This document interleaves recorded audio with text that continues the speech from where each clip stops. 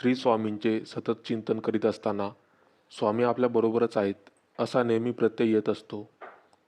6 जून 2006 रोजी मी पिंपरीहून रात्री भाचीच्या लग्नासाठी नाशिकला येत होतो.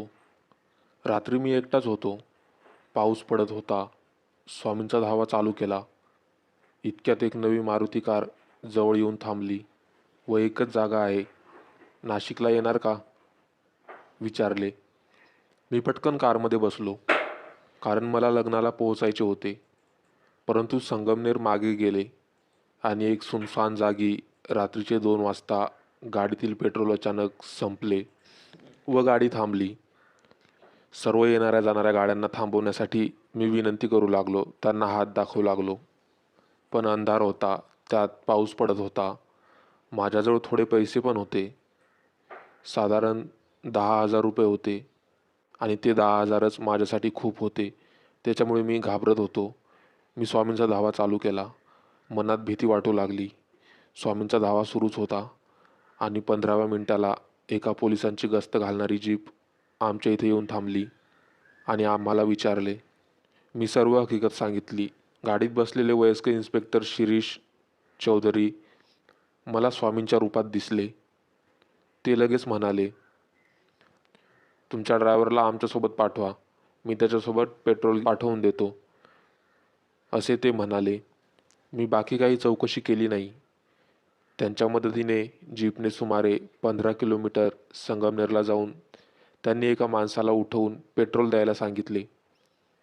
पेट्रोल गाडीत भरून झाल्यावर पुढील धाब्यावर त्यांना चहा पिण्यासाठी आग्रह केला. श्री चौधरी साहेब यांनी स्वतःच्या पैशाने आम्हाला चहा पाजला. पाऊस पडत असताना हा सुखद अनुभव आम्हाला गोड लागला.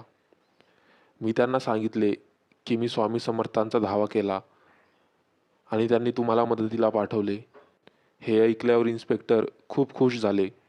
ते म्हणाले की माझी सर्व हयात गडचिरोली जिल्ह्यात नक्षलवाद्यांशी झुंजताना गेली आणि आता रिटायरमेंटच्या वेळी मला संगमनेरला बदली मिळाली.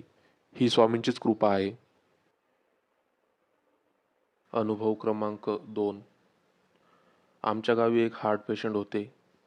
त्यांच्या हृदयाची लवचिकता कमी झाली होती, त्यामुळे पुरेसा रक्तसाठा शरीराला होत नव्हता.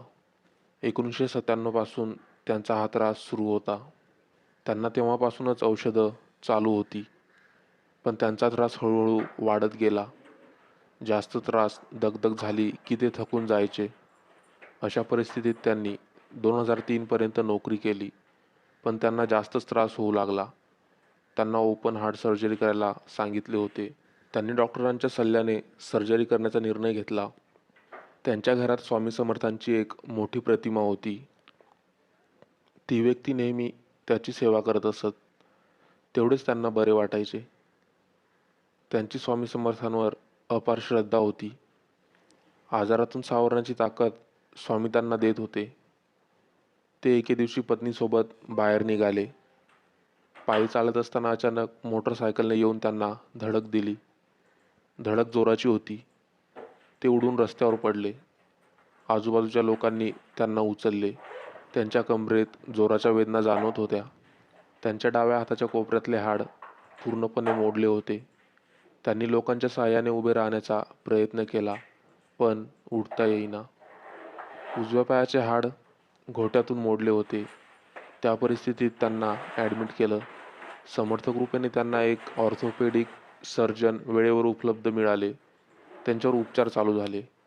ते हार्टसाठी ज्या हार्ट सर्जरी डॉक्टरकडे ट्रीटमेंट घेत होते, ते डॉक्टर उपलब्ध झाले. 2-3 दिवसात दोन्ही ऑपरेशन यशस्वीरित्या पार पडले. पण या सर्वांत त्यांच्या हार्टला कोणताही त्रास झाला नव्हता. ऑर्थोपेडिक सर्जन एकदम खेळाडू वृत्तीचा असल्यामुळे त्यांना त्रासाची जाणीवही होऊ दिली नाही. त्यांनी त्याचे गांभीर्य जाणवू दिले नाही. ते आले की वातावरण एकदम बदलून जाई. ते अतिशय खोडकरपणे बोलत. स्वामींनीच त्यांची अशी व्यवस्था केली होती की त्यांना खचून जाऊ नये. प्रचंड होणाऱ्या वेदना सहन करण्याचे धैर्य स्वामींनी त्यांना दिले होते. ऑपरेशननंतर 1 महिन्यात ते व्हीलचेअरवर बसून इकडे तिकडे फिरत होते. सर्वत्र रागा न करता सहन करण्याची ताकद. 7 ते 8 महिन्यात सर्वत्र बाहेर फिरू लागले.